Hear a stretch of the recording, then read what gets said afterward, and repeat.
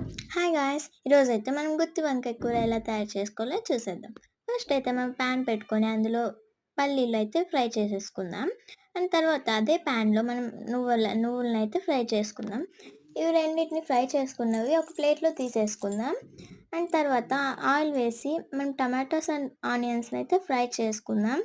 And తర్వాత mixie జార్‌లో అల్లం వెల్లుల్లి అండ్ ముందుగా ఫ్రై చేసుకున్న పల్లీలు అండ్ నువ్వులనైతే యాడ్ చేసుకొని అండ్ తర్వాత కొబ్బరి పొడినైతే వేసేసుకుందాం. అండ్ తర్వాత కారం, రుచికి సరిపడా ఉప్పు అండ్ తర్వాత మనకు రుచికి సరిపడా ఉప్పు వేసుకొని తర్వాత మనం ముందుగా ఫ్రై చేసుకున్న ఆనియన్స్ అండ్ టమాటోస్ని అయితే యాడ్ చేసుకుందాం.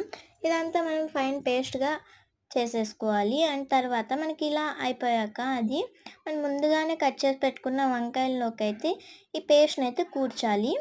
మనకి ఫేమస్ ఇది మెయిన్ ఇంగ్రీడియంట్ ఈ గుత్తి వంకాయ కూరలో కంటే ఇదే అనమాట. ఈ ఇంగ్రీడియంటే మెయిన్. మనకి ఈ ఇంగ్రీడియంట్ లేదంటే టేస్ట్ ఉండదు గుత్తి వంకాయ కూర. అండ్ రాయలసీమలో ఇది ఫేమస్ అనమాట.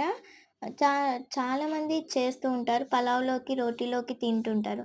అండ్ తర్వాత ఆయిల్ వేసుకొని మనం ముందుగా తయారు చేసి పెట్టుకున్న వంకాయలనైతే వేసేసుకుందాము. అండ్ తర్వాత మీరు దీన్ని రోటీలోకి, పలావ్‌లోకి దేంట్లోకన్నా తినొచ్చు. వేసి నీళ్ళు మనకి సరిపడా నీళ్ళు వేసేసి మిగిలిన పేస్ట్‌ని యాడ్ చేసేసుకొని మనకి ఇంకా మునిగాక చింతపండు నీళ్ళు వేసేసుకోవాలి.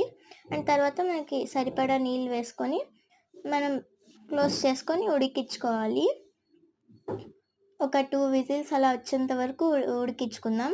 అండ్ తర్వాత తీసి కొత్తిమీరతో గార్నిష్ చేస్తే మనకి గుత్తి వంకాయ కూర అయితే రెడీ అయిపోతుంది. మీరు దీన్ని రోటీలోకి పలావ్‌లోకి అలా తినొచ్చు. చాలా టేస్టీగా ఉంటుంది. ఒకసారి ట్రై చేయండి. ట్రై చేసి ఎలా కుదిరిందో కామెంట్స్‌లో అయితే నాకు చెప్పండి. సో దట్ ఐ కెన్ నాకు తెలుస్తుంది మీకెలా నచ్చిందో.